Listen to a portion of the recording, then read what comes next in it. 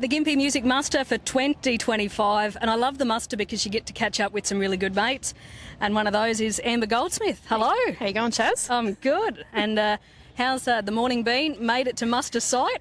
Bit of an interesting trip. Only just, yeah. No, you'd think for a country girl I'd know these back roads and be very good at this, but no, the GPS sent me and I got lost, yes. Plenty of dirt roads. Plenty of dirt roads. Absolutely. Now, playing muster this year, I just asked you before, this is your first muster actually performing on stage. Yes, I'm nervous in case you can't tell, but I'm really excited. Gympie Muster's always been like the talk of our family and friends over the years. My auntie's been coming for 30 years. I've got friends that have been coming with their tribe of friends from all over for, nearly 30 years as well. So it's always been a thing. Last time I was here was in 2017, just as a drinker and a party animal, and I thought back then I was like, I just love the vibe, love the atmosphere, and I'd love to one day come back, and probably didn't think that it was going to happen, but yeah, I applied and here I am. And you're going to be performing on the Combi Keg stage this afternoon with a nice set there, and that's got to be really exciting. So exciting. Like when I had to sit down and put my set list together, I had to really remind myself that I don't have to completely do covers here. It is my chance to open up as the songwriter that I'm trying to get out as now. I suppose I've been doing this for 18 years now, and sort of only been known as just a cover singer. Not that that's a bad thing, and I still love singing covers, and I do have some in my set list, some of my favourites. But yeah, it's just an opportunity now that I can show myself as the vulnerable side of me and my artistry, and share that with everyone. And if it resonates, that's fantastic. Now, speaking of originals, just recently, like literally within the last few weeks, you've released your album. Congratulations. Thank you. Thank you. It's been a long time coming, and just so excited to share that with everyone, especially for, like I said, people who've been following me for quite a long time now, and they see my cover gigs and they know me as a performer that way. It's just been exciting for them to see this different side of me, and I've showed off a few at the pub where I sing quite regularly, and I've had really lovely feedback. People go, oh my gosh, like I didn't know you wrote songs, and that was really good, and why are you here, and you should be writing more songs. And so as a singer-songwriter who's sort of delving into that now more than anything, that's my little buzz to keep going, and it makes me feel like, well, maybe I'm on the right track. So that's really cool. Now, on TMFM in Tamworth, we've featured a few of the singles off the record.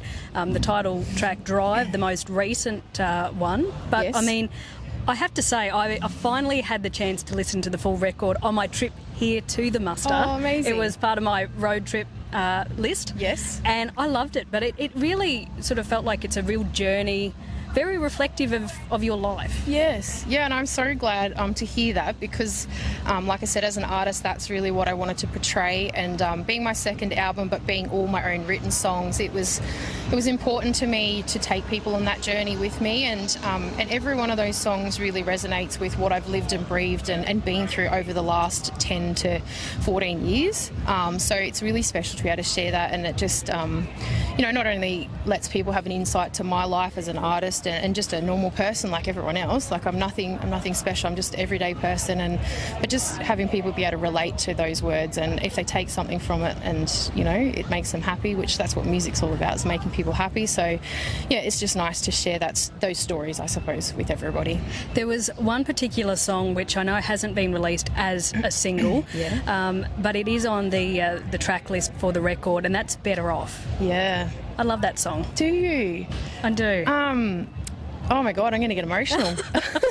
That song was it's really vulnerable for me, and that song in particular was I suppose it was a grieving process, because the story is about me, and a lot of people wouldn't know that. So, I almost debated not to put it on the album, because I know there might be a few people that might be upset about what's written in that.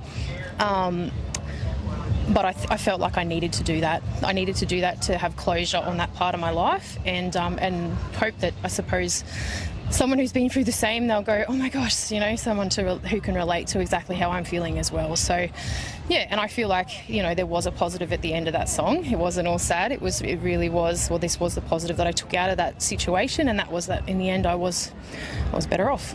And I think that is what struck me about that song, listening to it in particular, was that I think it will resonate with a lot of people. It's what a lot of people need to hear. Yeah. And sometimes, you know, it's not always easy talking about it like we are here, but in song it sort of hits differently. Absolutely. So I think that's really special. Thank you, and that means a lot that you picked that up, because it's one of those things. A lot of the people go, oh, I love that song, and they jump straight to the boppy numbers but when someone picks up a vulnerable, like a story that you've put your heart into, and they pick up on the lyrics and they feel it as much as what you do, like, that is special. So thank you for that.